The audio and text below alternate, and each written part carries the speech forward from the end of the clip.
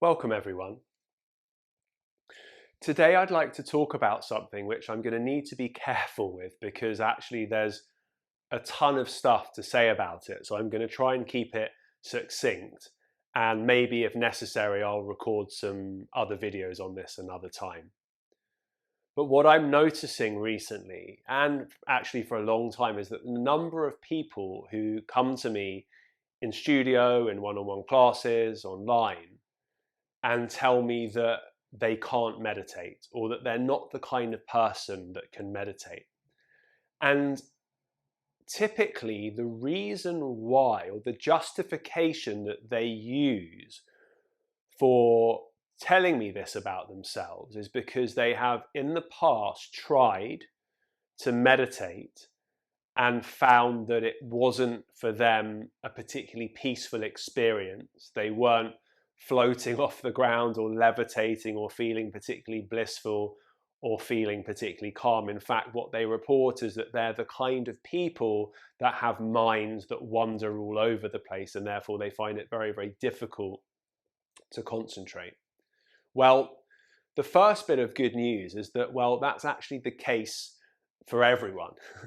And in fact, in both yoga and in Buddhist texts and in commentaries, the reference to this type of mind is called the monkey mind. And some go as far as to say that our minds generally are like monkeys that have been drinking alcohol and then have been stabbed with a hot poker, and they're just kind of running all over the place. And generally speaking, in this day and age, this is the state in which everyone's mind is. It's just going from here to there, pillar to post, thought to thought, and we have no control over the mind. So the first point to make to people who say they can't meditate is that meditation is called a practice.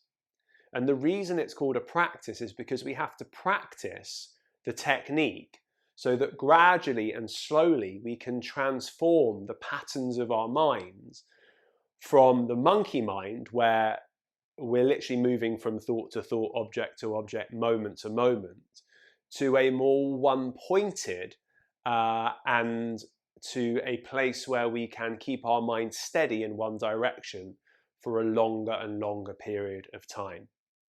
Now, what that means, if we think about that in relation to meditation practice, is that when we sit for the first time, not even the first time, the first year, the first 2 years, and let's say that the object of attention for our practice is the breath, we're going to start to notice our breath, and then seconds later, the mind's going to be off thinking about food, thinking about relationships, thinking about work, thinking about people that have done us wrong, thinking about what we're going to do to get them back, whatever it might be.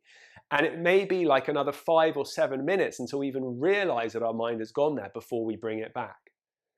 Or it might be that the mind is just wandering off very often, but we bring it back quite quickly, but it's just continually wandering off the object. It's completely normal. And the point is that in those moments, we should just let go of our expectation for what meditation should feel like in that moment. Because a lot of people think, because of the way that perhaps meditation is marketed, or some of the books that are out there today about meditation, is that meditation equals bliss or meditation equals relaxation. Now, it's not to say that we can't have relaxing experiences in meditation. It's not to say that we can't reach blissful states in meditation, but we shouldn't expect this. Those things actually arise when we don't have expectations and when we just find ourselves naturally focusing on our object, and we suddenly find that we're peaceful because we've put down those thoughts. But what we're saying here is that actually when we first start meditating, we may get lucky, if you like, if we can call it that, and we may have like a really, what we might call a deep experience, or we may have, a very, very tranquil experience. And of course, what that does is it sets a little trap, because then what happens is we expect that to happen time and time again. And then when we don't get back to that experience, we somehow think that we're doing it wrong or that we've lost our technique. But I can tell you from my own personal experience, and I've not been meditating for that long regularly, maybe like 7 or 8 years or so, but in that time I've had very, very deep experiences, and then I've gone back to what we might call very, very ordinary experiences for incredibly long periods of time. But what I've realized over that short period of time is actually the thing that continues to deepen my practice and, dare I say, improve my practice is actually the practice of letting go of expectation of what should be arising and being able to just stay grounded and centered and focused on what is arising in that moment. And what that does is it trains the mind to not put pressure in the moment, not to attach the thoughts about what should be happening, and just to begin to get a deeper sense of what actually is happening within us in this given moment of the now. So when people tell me that they can't meditate, what I think they're really saying is that at this moment they aren't able to still their mind. And as I've said, that's pretty much everyone's position. Even people that have been meditating for many, many years will still have issues in terms of bringing their mind back to stillness all of the time. And the other point that's worth making for people who say that they can't meditate is that they've also perhaps been given the wrong idea about what they should expect. So if they don't feel peace, if they don't feel tranquility, if they don't feel bliss, they somehow feel that they're not doing it right. And as I've said here, actually what we have to do is just approach the practice with a lot of patience, learn how to let go of judgment, realize that the practice is both bringing the mind back to the object of attention and also letting go of the thoughts that want to distract us or judge the practice.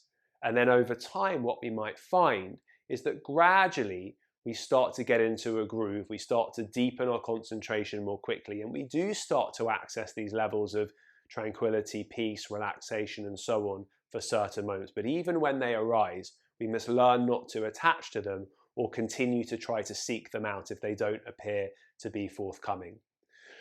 So I hope that gives a little bit of insight, particularly for people who have tried meditation before and maybe have stopped because they felt that they weren't doing it right. And maybe now you can try to come back to an appropriate practice where, at least in the initial stages, we are simply just becoming aware of the nature of our mind, the fact that the mind oscillates, and that's very, very normal. And the first step even is just to be able to acknowledge that that is the state of our mind and gradually see if we can coax it into connection with an object for longer and longer periods of time.